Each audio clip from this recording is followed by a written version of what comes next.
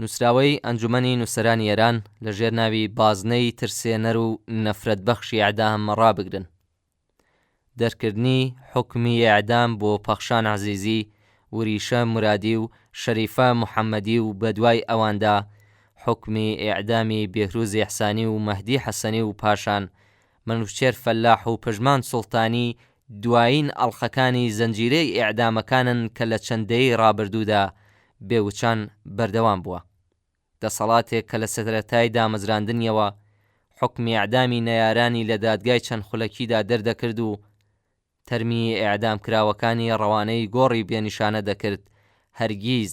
بازنەی ترسێنەر و نەفرەت بەخشی ئیعدامی ڕانەگرتووە. ئەمڕۆژ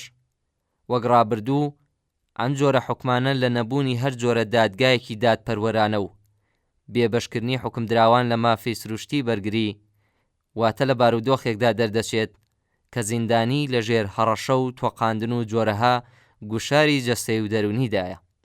بە پارێزەرانی بێلایەن و هەڵبژێردرا و مۆڵەتی ئامادەبوون یان دەستێوەردانی ڕاستەقینە و یاسایی لە دادگایی نادرێت، و زیندانیش لە دەستڕاگەیشتن بە دنیای دەرەوە و دەرفەتی ئامادەکردنی بەڵگە و دۆکۆمنتی پێویست بۆ بەرگری لە خۆی و بەهرەمەند بوون لە دەستەی دادوەرانی سربەخۆ بە تەواوی بێبەشە و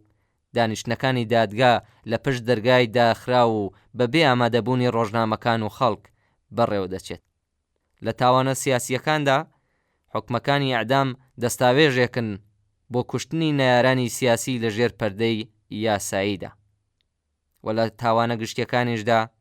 کاردانەوەیەکی کوێرانەیە لە بەرامبەر کارە سادگەلێک کە سیستەمی حاکم خۆی هۆکاری سەرەکی ئەوانە و لە ڕاستیدا قوربانیانی ئەم ناڕێکیانە سزا دەدات، و ئەم حکمانە بەبێ کەمترین سەرنجان بەستەم و بێدادی زاڵ کە لێنی چینایەتی ستەمکارانە و هۆکارەکانی تری کۆمەڵایەتی و ئابووری و ناڕێکیە هەنووکەیەکان دەردەکرێن.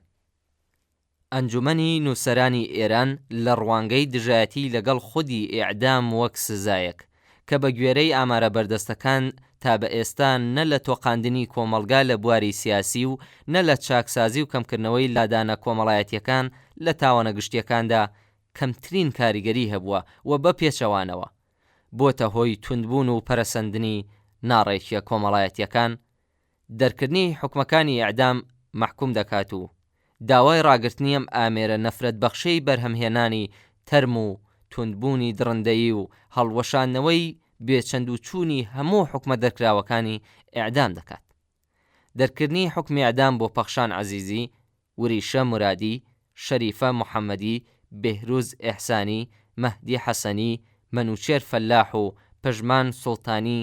تەنیا بەڵگەیەکی ئاشکرایە لەسەر دیکتاتۆری و ئازادی کوژی دەسەڵات. لە ڕێکەوتی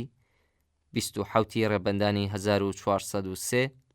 ئەم نووسراوەیە لەلایەن ئەنجومەنی نووسەرانی ئێرانەوە ئامادە